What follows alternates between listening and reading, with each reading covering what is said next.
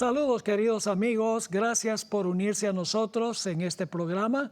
Me gustaría saber, es un programa semanal a donde recibimos las preguntas de nuestros televidentes, hacemos la investigación y entonces en un futuro programa procuramos contestar las preguntas con la Biblia y con el espíritu de profecía.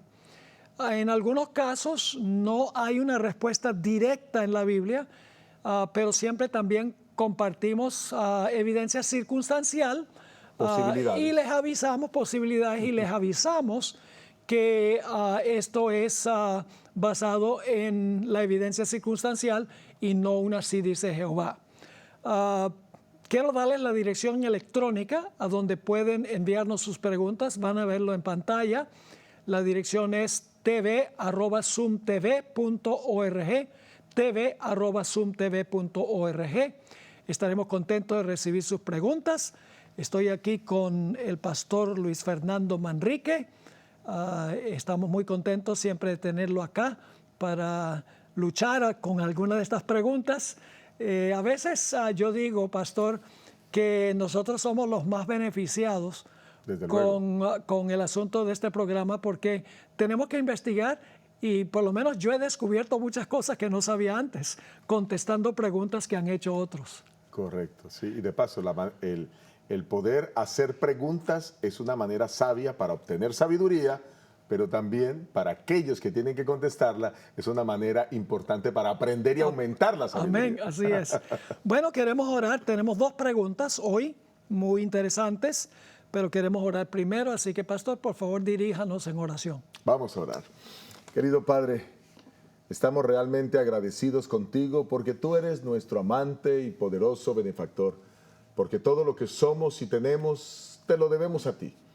Y por eso te pedimos en esta hora que tú derrames tu presencia por medio de tu Espíritu Santo sobre este programa, para que podamos, Señor, dar respuesta acertada, congruente, clara a cada uno de los interrogantes que aquí serán presentados por las personas que nos ven.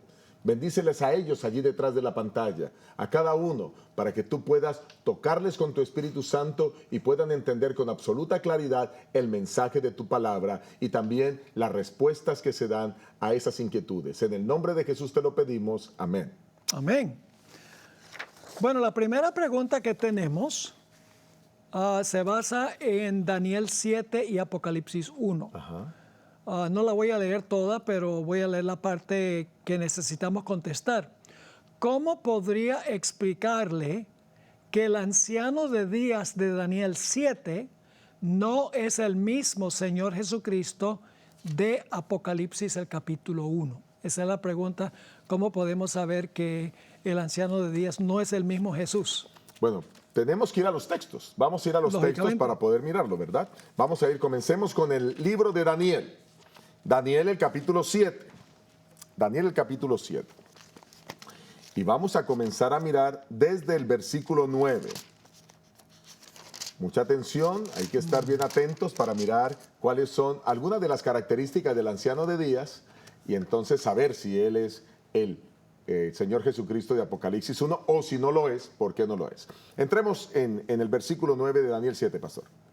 Estuve mirando hasta que fueron puestos tronos y se sentó un anciano de días, cuyo vestido era blanco como la nieve y el pelo de su cabeza como lana limpia, su trono llama de fuego y las ruedas del mismo fuego ardiente.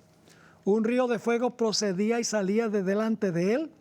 Millares de millares le servían y millones de millones asistían delante de él.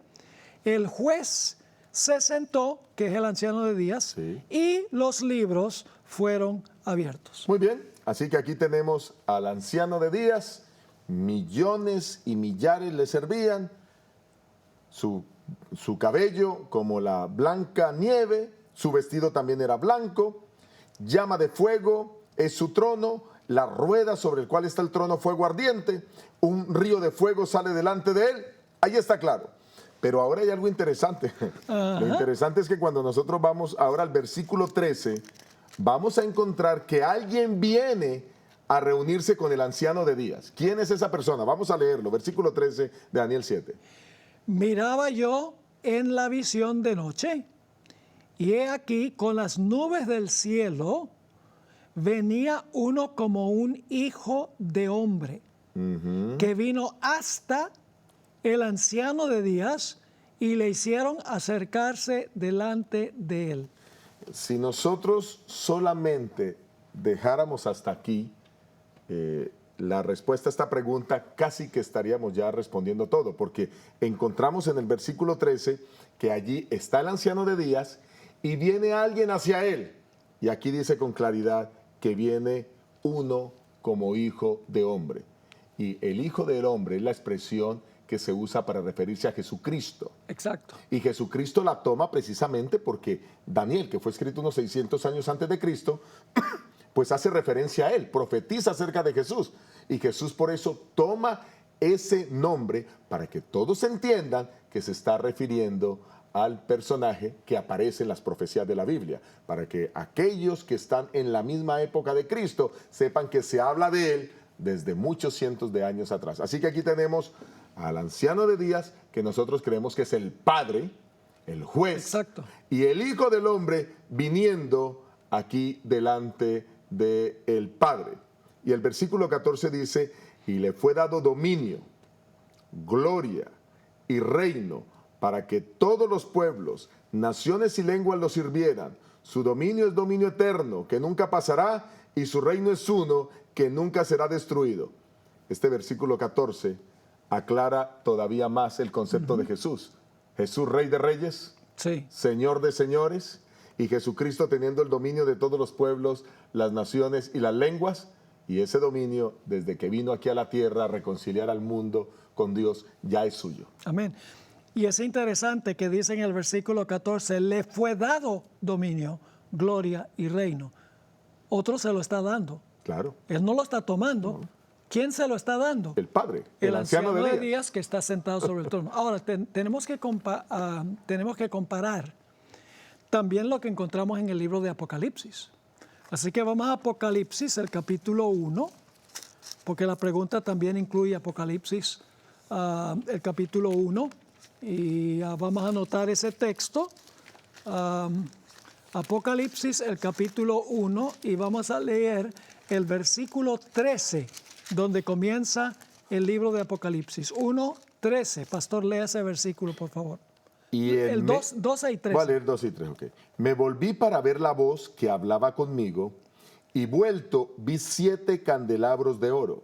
Y en medio de los 7 candelabros, a uno semejante al Hijo del Hombre, vestido de una ropa que llegaba hasta los pies, y tenía en el pecho ceñido un cinto de oro.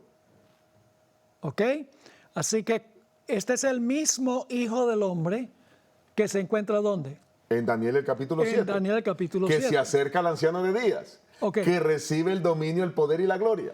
Ahora vamos al capítulo 4. Ok. Vamos al capítulo 4 para que se vea que hay dos. Que hay dos, ok. Uno sentado en el trono y el otro que viene al que está sentado en el trono. Apocalipsis el capítulo 4 y el versículo 2 dice, y al instante yo estaba en el Espíritu, y he aquí un trono establecido en el cielo, y en el trono uno sentado. El anciano de días. Sí, eso está claro por lo que uno ve en el siguiente capítulo. En el siguiente capítulo, en el versículo 1 en adelante, dice que hay un libro sellado con 7 sellos, Sí. que nadie puede abrir, ni en el cielo, ni en la tierra, ni debajo de la tierra. Pero luego se oye una voz de uno de los 24 ancianos que le dice a Juan, no llores, porque el león de la tribu de Judá ha vencido para poder romper los sellos y revelar el contenido del libro o del pergamino. Y luego entonces dice que viene uno a donde está el que está sentado en el trono, que se encuentra en el capítulo 5 y los versículos 11 en adelante, y miré y oí la voz de muchos ángeles alrededor del trono, de los seres vivientes, de los ancianos, su número era millones de millones, que decían a gran voz, al Cordero que fue inmolado es digno de tomar el poder, las riquezas, la sabiduría, la fortaleza, la honra, la gloria y la alabanza. Entonces, en el capítulo 5 ya león de la tribu de Judá, que también se describe como el cordero, como inmolado en el versículo 6, ahora viene al que está sentado sobre el trono. Así que si viene al que está sentado en el trono, no puede ser el mismo personaje que está sentado en el trono. Tenemos dos personajes, el anciano de días, el que está sentado en el trono, el que es el Padre, y tenemos al que tiene al Hijo del Hombre, que también es el Cordero inmolado, Exacto. que viene ante el Padre a recibir el dominio, la gloria y la honra. Exacto. ¿Está Así claro? que la Biblia es clara en cuanto a ese asunto. Entonces la pregunta queda respondida diciendo, ¿es el mismo anciano de días de Daniel 7 el Señor Jesucristo de Apocalipsis 1? La respuesta es no, No. es el mismo. Son dos personas diferentes, el anciano de días es el Padre y pues el de Apocalipsis 1 es el Señor Jesucristo. El anciano de días en Daniel 7 es el que está sentado en el trono en Apocalipsis 4 y 5. Y el Hijo del Hombre en Daniel 7 es el Cordero inmolado que viene al que está sentado en el trono. Y el único digno de destapar los sellos. Clara distinción. Ok, ahora viene una pregunta que surge muy a menudo y es corta. ¿Los dinosaurios existieron antes de la creación o después de la creación? Entonces la implicación de la pregunta es posiblemente hubo una historia antes de la creación donde había seres vivientes acá, se arruinó el mundo y luego entonces Dios hizo la creación de Génesis 1 y entonces Dios creó los animales, etc. Entonces quieren saber si los dinosaurios existieron en la primera creación o en la segunda creación. Entonces, ¿qué podríamos decir de eso?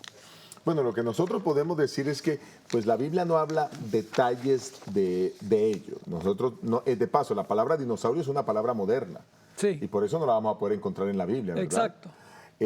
Pero lo que sí parece mostrarnos la palabra de Dios es que, y está confirmado por el espíritu de profecía, es que hubo animales que por su tamaño y algunos hasta por su ferocidad no entraron al arca, porque esos animales hubieran puesto en peligro la vida de la humanidad.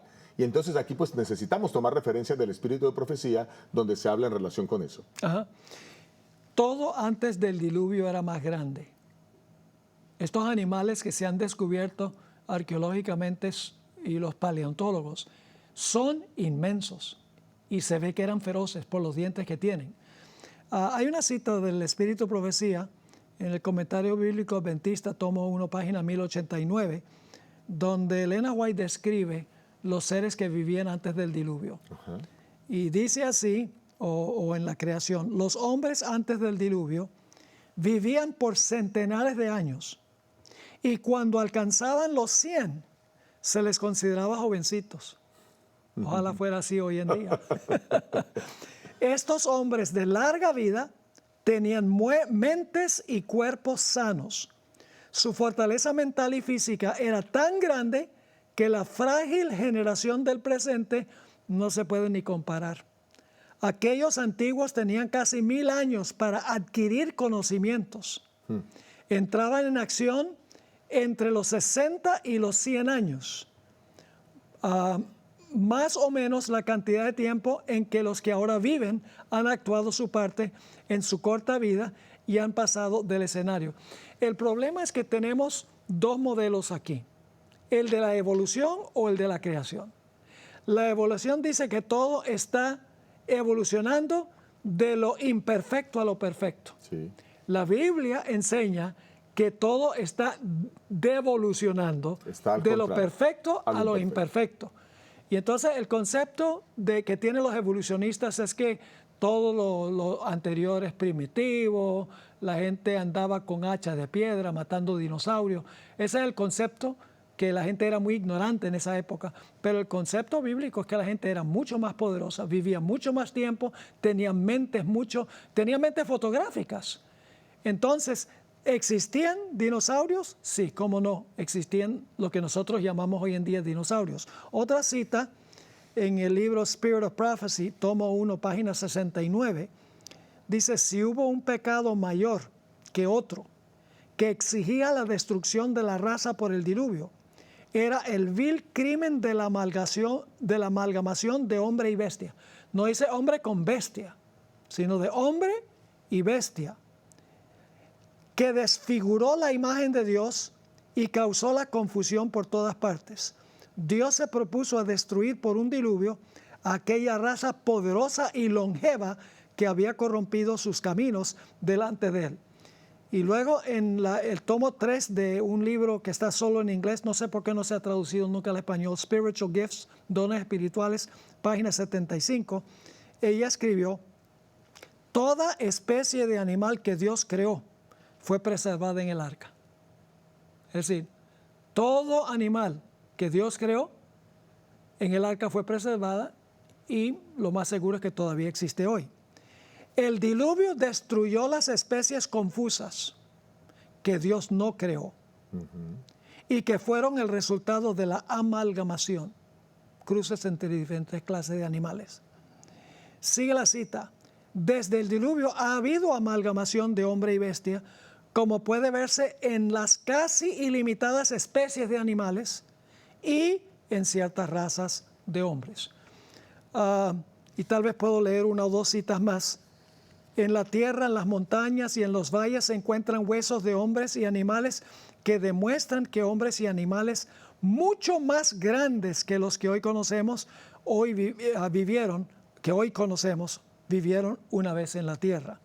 Se me mostró que animales muy grandes y poderosos existían antes del diluvio que no existen hoy. Así que claramente ella dice que había animales que quedaron extintos en el diluvio, fueron enterrados. Esos son los dinosaurios, tales llamados. En el tomo 4A del mismo libro, Dones Espirituales en inglés, dice ella: hubo una clase de animales muy grandes que perecieron en el diluvio. Dios sabía que la fuerza del hombre iba a disminuir y que el hombre débil no iba a poder controlarlos. Así que según esas citas estamos hablando de que sí existieron esos animales antes del diluvio, que el diluvio hizo que esos animales desaparecieran para el mismo beneficio del hombre. Exacto. Y algunos Dios los creó.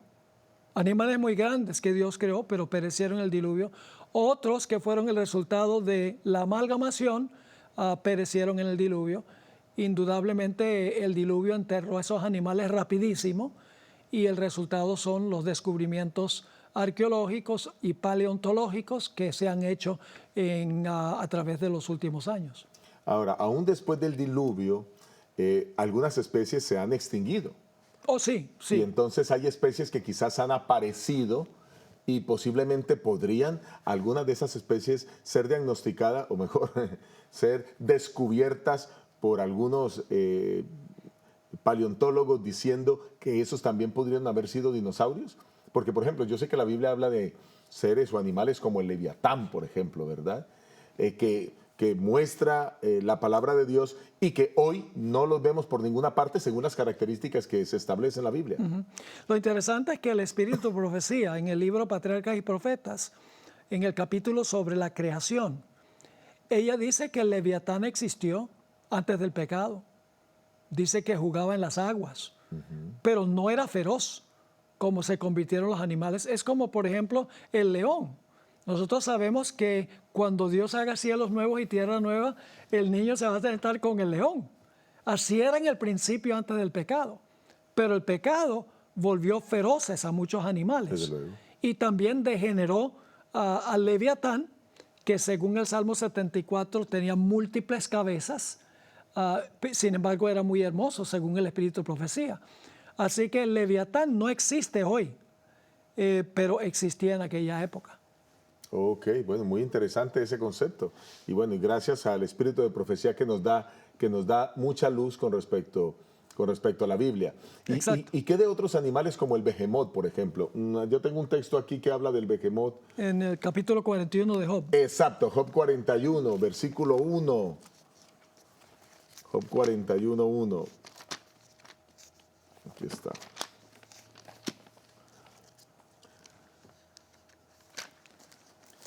Sí. ¿Pescarás tú al leviatán con un anzuelo o sujetándole la lengua con una cuerda?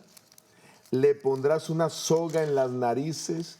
¿Perforarás con un garfio su quijada?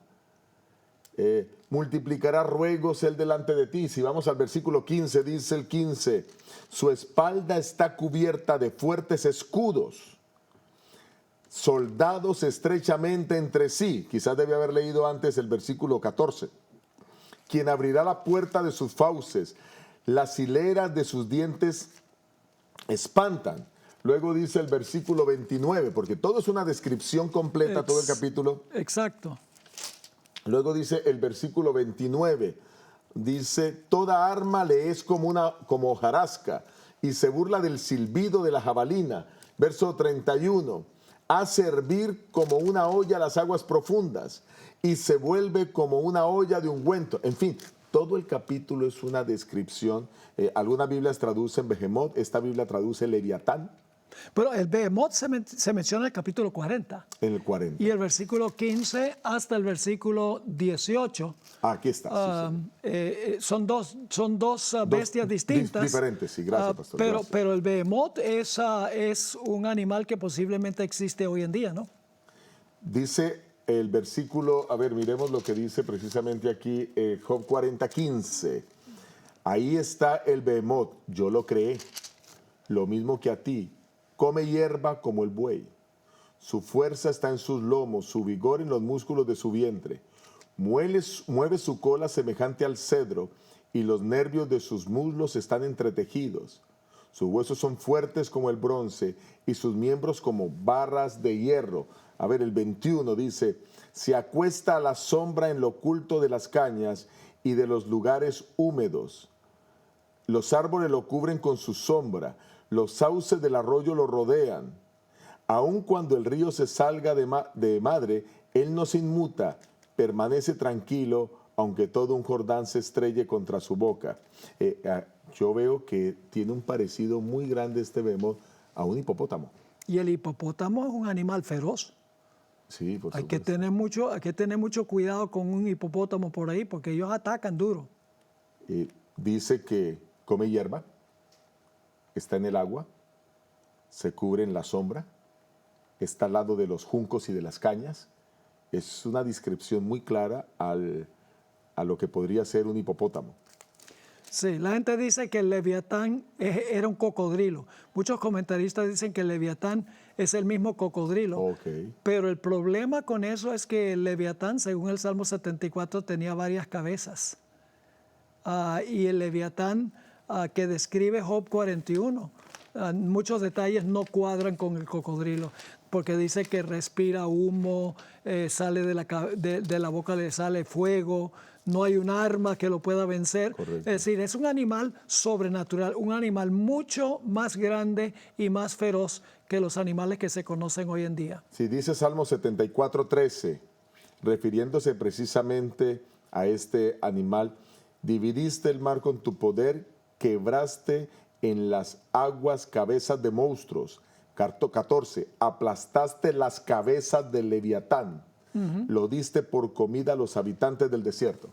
Y tan feroz era el Leviatán que Dios lo usa para simbolizar a Satanás. Es uno de los animales de la Biblia que se usa para ilustrar a Satanás. Pastor, ¿habrá algún tipo de relación de este Leviatán con cabezas diversas a esa bestia de Apocalipsis 13 que tiene siete cabezas? ¿Será que el escritor bíblico tomó algo como referencia del Leviatán, como está descrito en Job, como está descrito en Salmos, para poder ilustrar un poco acerca de ese poder al final del tiempo? No cabe duda alguna. Hay que ir a Isaías 27.1. Isaías 27.1. Ahí se dan características del Leviatán. Dice, en aquel día Jehová castigará con su espada dura, grande y fuerte, al Leviatán, serpiente veloz, y al Leviatán, serpiente tortuosa, y matará al dragón que está en el mar. Ahí hay tres nombres: Leviatán, serpiente y dragón.